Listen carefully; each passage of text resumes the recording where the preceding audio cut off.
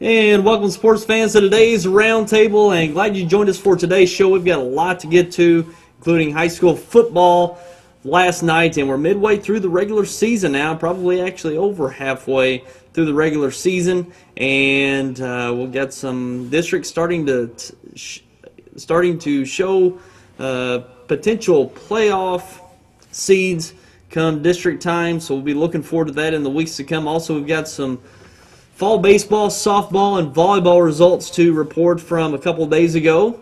And even district seedings are starting to come out in various other sports, which we'll get to as well. So a whole lot to get to. We're right in the middle of fall sports season, and it's starting to wind down. We're starting to get to the second half of the fall season now. So it's starting to wrap up pretty quick so far here in the fall. And also we're going to touch on some local and state rankings. Even got volleyball state rankings out for the first time this week. And we've also got a great motivational speech by a high school football player that was in the news and in a lot of social media over the past week. So we'll show that as well. So a busy show for today and a lot to get to. And let's get to it. And moving on to the scores from last night in high school football. Starting off with a game we had here live on YHC. Dexter over Kennett, 35-34, and one of the most bizarre games that we've ever had here on YHC, which we showed last night. Dexter had a big lead in the game. Looked like they were going to run away with it, up over 2 scores in the contest, 2 touchdowns, and Kennett scored, I think it was 3 touchdowns in a matter of 2-3 minutes right there in the beginning of the fourth quarter, and it became a game real quick. They even gained the lead, 34-28.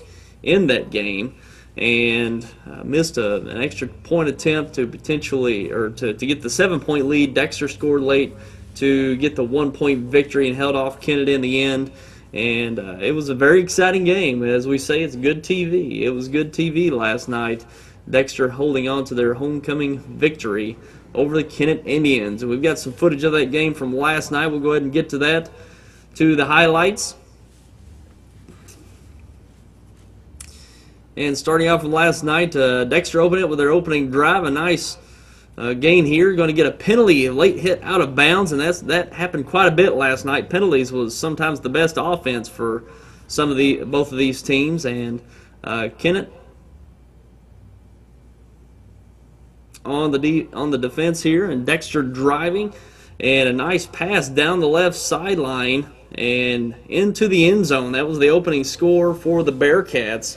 Really nice throw there and finish by Dexter. And on the next possession for Kennett, answered back, and another penalty there put him closer to the end zone. Edward Wilson, quarterback for the Indians, punches it in for 6, and the 2-point conversion failed. And here Dexter with a nice gain, but coughs up the fumble. Dexter had 4 fumbles on the night, lost all 4 of them, and that was one of them there, turning over to Kennett. But Dexter holds on, gets the ball back, and here's a nice gain for the Bearcats. A rollout pass completed into Kennett Indian territory, one of the biggest gains of the night for the Bearcats. And now a nice run by Dylan Brazarian gets through the hole and finishes it off with a nice run. He had a really nice night rushing with, I think, 3 touchdowns rushing on the night for Brazarian. And here a nice one-handed grab by Ethan Stevens along the left sideline.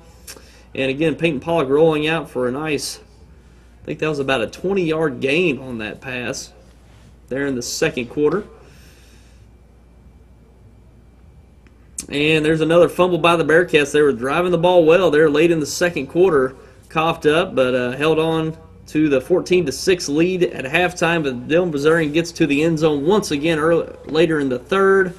And this is where Dexter's up 21-6. They've got the ball and cough it up once again, make a nice stand here. But Kennedy in nice territory to score, and this is what we'll see. Edward Wilson look deep in the corner of the end zone, and the Indian there just got 1 foot down for that touchdown, cuts it to 21-12, and Brazarian breaks loose again, splitting the defense there along the right sideline, going in for the score, 28-12, and this is where we thought Dexter was going to run away with it, but then here another deep pass for a touchdown by the Indians. Started to cut into this Dexter lead, 28-20 at this point.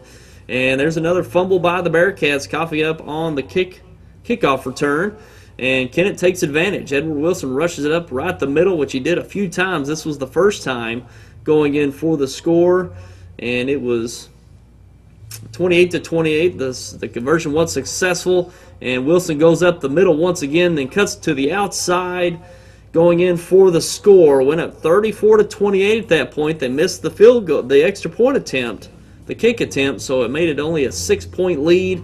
And on the ensuing kickoff return, Ethan Stevens breaks it deep into Kennett territory, a big gain, and set him up in position here.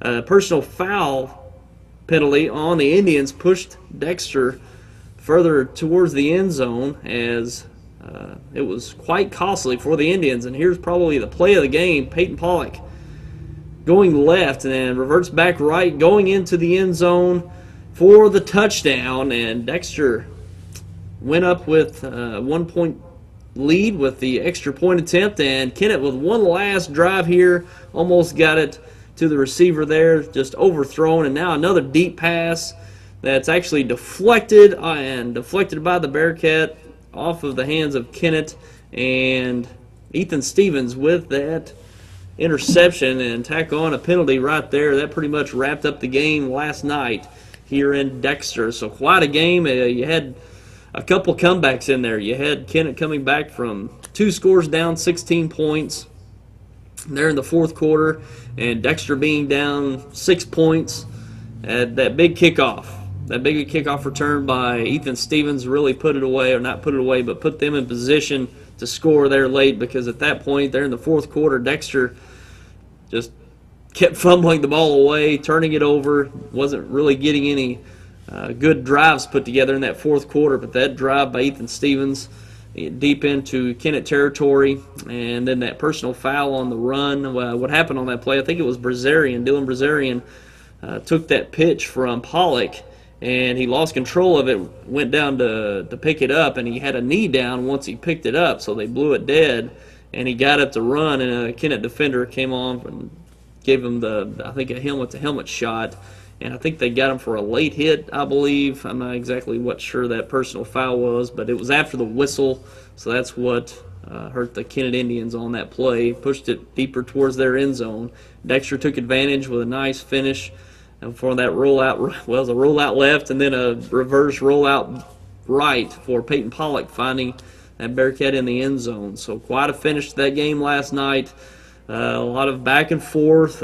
Fumbles really turned the tide of that game. Dexter had 4 fumbles and lost all 4 of them.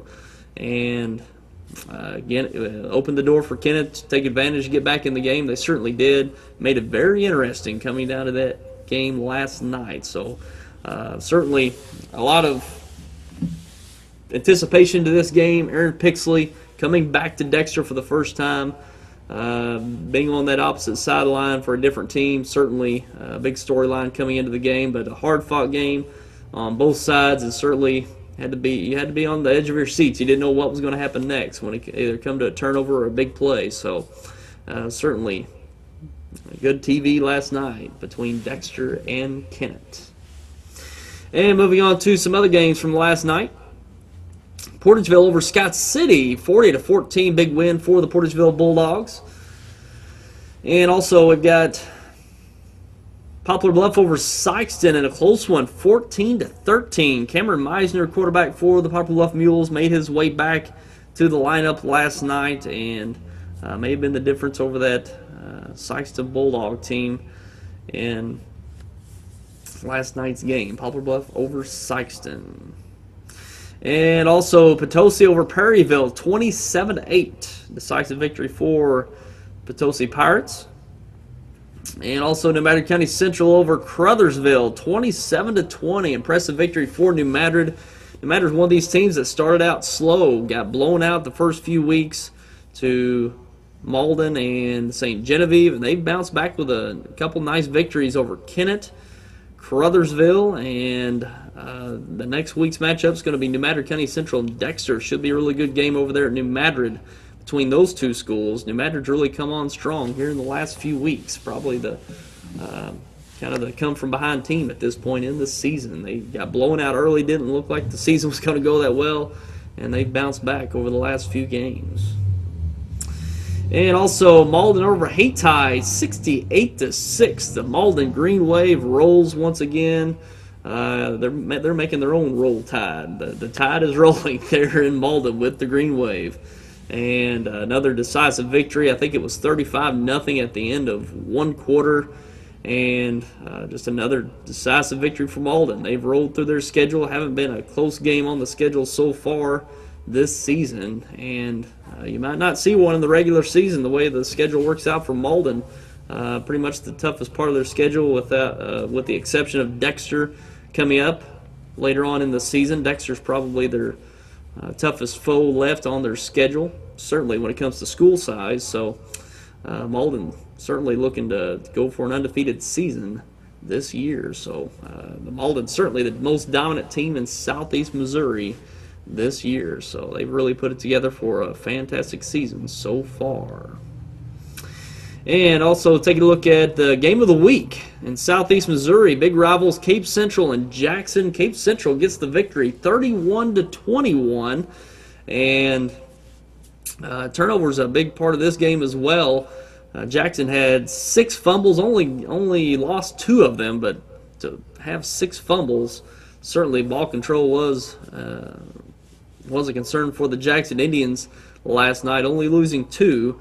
But not a whole lot of passing. I thought there might have been some passing in this game. Al Young, certainly the top right wide receiver, not only in this part of the state, but probably across the state, only had 31 yards receiving on 2 receptions. And I think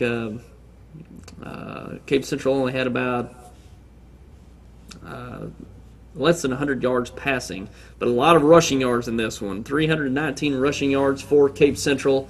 And Jackson ran it pretty well as well. They had over 200, I think around 249 yards, somewhere around there. But a lot of rushing yards, over 500 rushing yards in this game, both teams combined.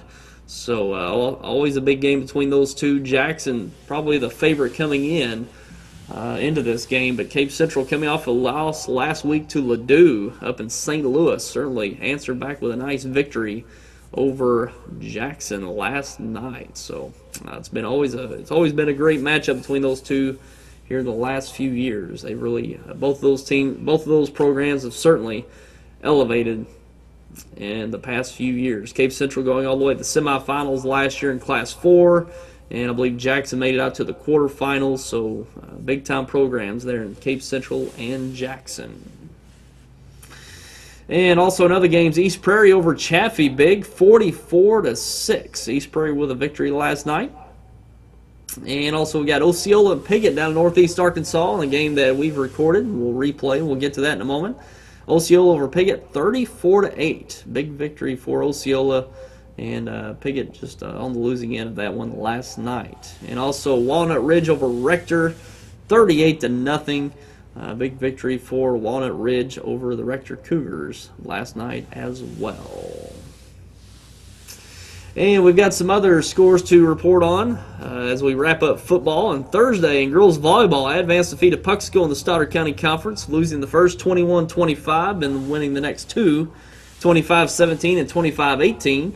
Scott City defeated Bell City, losing the first 22-25, but answering back with the next two, winning 25-21 and 25-13. Poplar Bluff defeated Clearwater in 2 sets. Notre Dame defeated Jackson in 2 sets handily. Leopold over Oran, 25-7 and 25-9. Kennett defeated Doniphan in 2 straight sets. Dexter over Sykeston handily, 25-8 and 25-10. Bloomfield defeated Woodland in the Stoddard County Conference in 2 sets, and Bernie defeated Zalma handily in 2 sets, 25-1 and 25-6.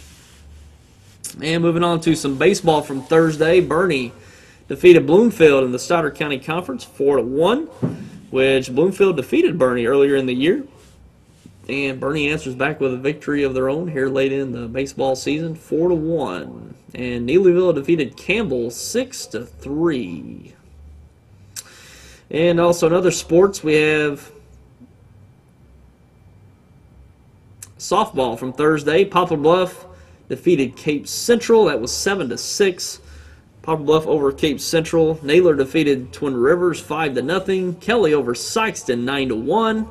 Jackson over Chaffee 5-3. And East Carter County over Neelyville 11-7. And moving on to some other, let's go to the scores first, go to the next one. Is there another one? Okay. We had some girls' tennis results, but we'll just go ahead and move on to the Class 1 District 1 girls' seedings have been released this week, and Kennett will have the top seed in Class 1 District 1. Second seed will be Notre Dame. Third, Dexter. Fourth, Fredericktown. Fifth, Crothersville. And sixth, Charleston. Those are the Class 1 District 1 girls tennis seeds for this year. And they'll be getting underway with those district tournament play or district matchup play in the next few weeks. So, very, very competitive district that is. Kennett, especially the top three there. Kennett, Dexter, and Notre Dame. Very competitive among those teams. Oh, here's the girls' tennis results Thursday. Dexter over Jackson, 7-2. And Poplar Bluff over Cape Central, 5-4. And those are the results from the past few days. And we'll be giving you results each roundtable and on YHC News and our Sports Zone report each weekday.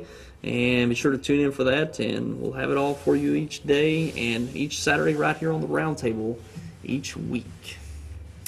And we had some broadcasts last night. We want to show when we're going to replay those.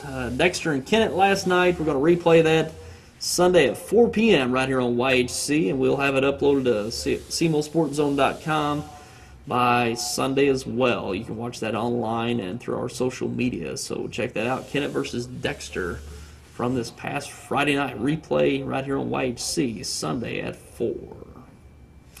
And Osceola and Piggott, we're going to replay that one Sunday at 7 and Tuesday at 6:30. That game, Osceola and Piggott, will follow the Dexter and Kennett game at 4 at 7 o'clock, and we'll replay it again Tuesday night at 6:30. So catch that Osceola and Piggott game from last night as well. And taking a look at some games next week, we're going to be down in Kennett next week. We're going to have Charleston and Kennett, and we should bring that one live to you from Kennett. So look forward to that matchup next Friday night from Kennett. Charleston and Kennett next Friday night, live right here on YHC and CMOSportZone.com. And we're going to take a break, and we're going to be back with some local and state rankings for football and volleyball. Volleyball rankings released this week, and we're going to touch on those as well. We'll be back with that coming up. Always on the go. Take the best in TV entertainment with you with New Wave to Go. Now you can enjoy your home television service everywhere, anytime on your laptop, tablet, or smartphone. Watch your favorite channels and sporting events live via the internet. Even access your home DVR to enjoy your recorded shows and movies or to set up future recordings. Prices start at just $12.99 a month. So call us today and ask about New Wave to Go. Another innovative service brought to you by New Wave, your local communications experts.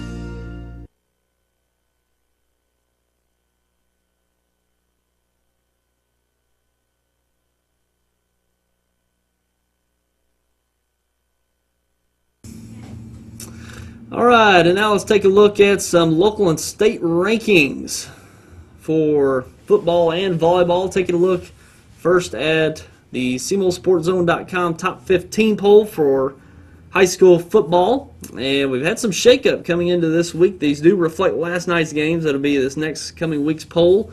As Cape Central defeated Jackson, they're going to go up to the top spot with a 5-1 record.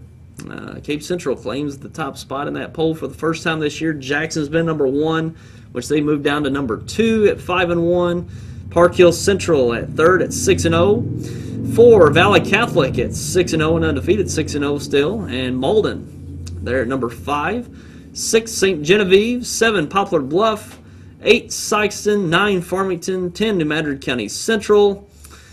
11, we have Crothersville at 3-3, 12 Dexter at 3-3, 13 Portageville, 14 East Prairie, and rounding up the top 15 is Kennett who fell to 2-4 last night. So that's your SemoSportsZone.com top 15 poll from SemoSportsZone.com.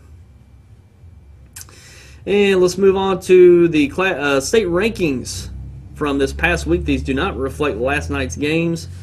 This was Monday's poll that was released from the Missouri Sports Writers and Broadcasters. In Class 1, Valley Catholic still on top at number 1, an undefeated 5-0. Hamilton Penny at number 2. 3, Western. Their only loss coming to Valley Catholic this year, standing at number 3. 4, Cass Midway. 5, Osceola. 6, Miller. 7, Marceline. 8, Jasper. 9, South Shelby. And 10, Salisbury. And in Class 2, Lamar, an undefeated 5-0, two-time defending state champs. 2, Stratford. 3, South Callaway. 4, East Buchanan. 5, Lutheran North. 6, Mountain View Liberty. 7, Lafayette County. 8, Malden. 9, Brookfield. And 10, Brentwood. So Malden cracking into that top 10 for the last few weeks. Actually, this might be the first week they've got into that poll. It took them halfway through the year here to get into that top 10 poll, and it's about time. They've dominated everyone on their schedule. Certainly worthy of being in the top 10 in the state in Class 2. And in Class 3, Maryville at number 1. 2, California. 3, Mountain Grove. 4, Park Hill Central. 5, O'Hara. 6, John Burroughs. 7, Blair Oaks. 8, Ava. 9, Oak Grove. And 10, Manette. Excuse me. And in Class 4, Webb City, I think the 6-time defending state champs at number 1 at 5-0. 2, Jeff City Elias. 3, Kearney. 4, Carl Junction. 5, Westminster Academy. 6, Miller Career Academy. 7, Afton. 8, Platte County. 9, Hannibal. And 10, Cape Central. Cape Central cracking that top 10 for this week. And in Class 5, Fort Osage still on top at number 1. 2, Jackson, likely to get bumped down due to the loss from Cape Central. 3, Webster Groves. 4, Willard. 5, Staley. 6, Winnetonka. 7, Fort Zumwalt North. 8, Park Hill. 9, Liberty North. And 10, Carthage. Rounding out the Class 5 rankings. There is a Class 6, but no local teams participating in Class 6 in our area, pretty much only the metro areas. So that wraps up the state rankings for football this week. And as you see, Malden starting to climb up the rankings. Park Hill Central up there pretty high in Class 3. Malden in Class 2. Valley Catholic's the only team in Class 1. Over the past few years, we've had some teams, Portageville and Hayti, but I think both of those have moved up to Class 2. So Valley Catholic's pretty much the lone team in Class 1, it seems like, from our area. And let's move on to some volleyball state rankings released by the Missouri High School Volleyball Coaches Association for the first time this year. In Class 1, Winona at number 1, 2, Bismarck, 3, Leopold, 4, Santa Fe, 5, St. Vincent, 6, Green Ridge, 7, Osceola, 8, Sparta, 9, Bernie, and 10, Sacred Heart. Got a few teams from southeast Missouri there with Leopold and Bernie in that top 10 in Class 1. And in Class 2, got St. Paul Lutheran at number 1, 2, Fatima, 3, Lutheran of St. Charles, 4, Mountain View Liberty, 5, Stratford, 6, Woodland, 7, Fair Grove, 8, Arcadia Valley, 9, Valley Catholic, and 10, Adrian. So we got a couple southeast Missouri teams there, and Woodland and Arcadia Valley's more up north, but Valley Catholic up from St. Genevieve in there as well. So pretty competitive in Class 2 and southeast Missouri as well. And moving to Class 3, Jeff City Elias at number 1, 2, St. Francis Borgia, 3, St. Pius out of Festus, 4, Villa de Chine, 5, Lutheran North, 6, Dexter. Dexter, a strong team in Class 3 from the area. 7, St. Pius out of Kansas City, 8, North County, 9, Duchesne, and 10, Windsor. And Dexter making its stake for the top team in southeast Missouri, coming off that Dig for Life Challenge championship in the gold bracket, and that Class 3 district is so competitive. You got Notre Dame and Perryville there in the mix, which they've Notre Dame and Perryville's went back and forth over the last few years, but Dexter kind of leapfrogged both of those teams this year, and might come away with a district title this year. Will be interesting to see how that unfolds as the season progresses through district time. And in Class 4, Liberty on top at number 1, 2 Ozark, 3 Lee Summit West, 4 St. Joseph Academy, 5 Lafayette, 6 Lee Summit, 7 Francis Howell, 8 Nixa, 9 Coruscant, and 10 Carl Junction. That rounds out the volleyball state rankings for this week. And only 4 classes in volleyball for the state of Missouri. And yeah, we'll hold off on that. That pretty much wraps up the rankings that we give out each week. So we can certainly look forward to the second half. We're pretty much in the second half of the fall season now. Looking forward to district play coming up right around the corner. 5 games into a 9-game regular season for high school football in Missouri, and Arkansas is 2 weeks behind as Missouri started another week earlier this year. So yeah, Arkansas only, I think, 3 weeks or 4 weeks into their season after this week. So starting to get into the thick of the fall season. Certainly exciting going forward. And we're going to take a quick break and be back with some college football and NFL football to look forward to this weekend. And we're going to end our program with a nice inspirational speech by a high school football player from Texas, which made a lot of news this week in the national and social media. And we'll be back with those coming up. Deposit your check here. Or here. Or even there. Deposit your check wherever you are with First Midwest Bank's new mobile deposit. Just tap, snap, deposit. It's that simple. New mobile deposit from First Midwest Bank, serving the communities we call home. You want to see me, sweetie? Hello, Daddy. Have a seat, please. I need my own DVR. I work hard around here. When I get free time, I like to unwind to Good Luck Charlie. Hey, no problem, no problem. We just got the boss from New Wave. Now we can record up to 6 shows at once. 6 shows at once? Someone's gunning for a promotion. The boss from New Wave. Make TV work for you. Call 1-888-8-NEW-WAVE today.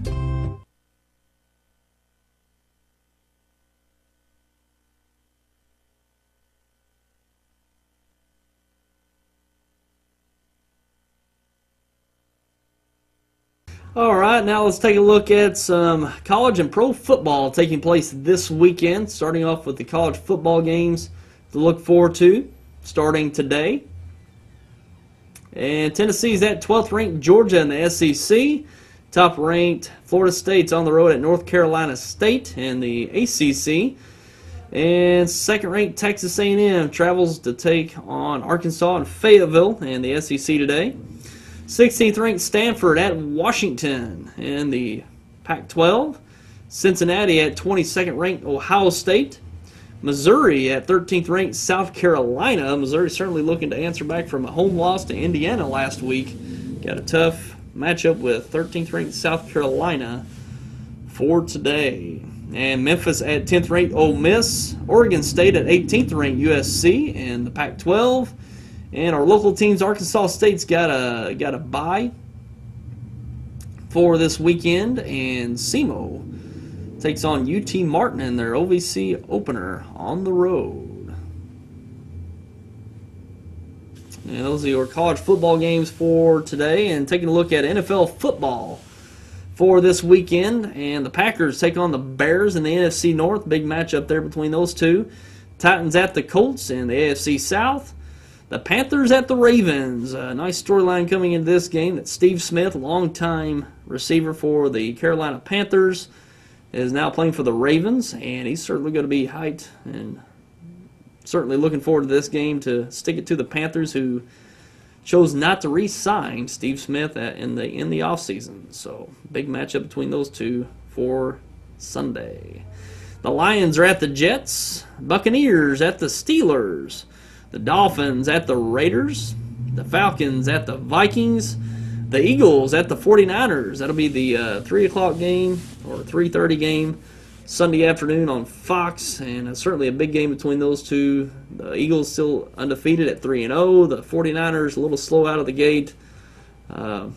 So we'll see how that plays out for tomorrow, Sunday, between those two in, I guess we call it Santa Clara now. It used to be in San Francisco, now moving down to Santa Clara, where the 49ers have their new Levi's Stadium in California. And Sunday Night Football will be the Saints at the Cowboys. And Cowboys gotten off to a decent start this year, and Saints a little uncharacteristic 1-2 start, but they're certainly going to fight their way back this season. And Monday Night Football on ESPN, the Patriots at the Chiefs in Kansas City. Both those teams having a few struggles out the gate. I think the Chiefs are 1-2, I believe, and the Patriots are 2-1. And should be a good one Monday night in Kansas City. And those are the college and pro football matchups this weekend. And we're going to take a break and end on a video from a Texas high school football player making waves in the national social media this past week. And we're going to play that when we come back. Don't go away. What is your emergency? Need assistance at County Road 61 and Highway 9. Help is on its way. Clear! There's a better way to jumpstart your soil back to health.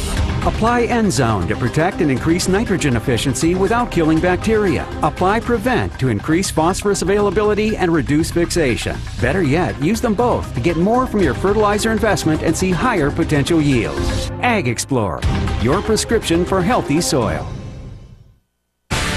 Welcome to NFL Total Access, the show that takes you inside the locker room and down on the field. With inside access to all 32 teams all year long. NFL Total Access, Monday through Saturday, only on NFL Network. NFL Network, where football season never ends.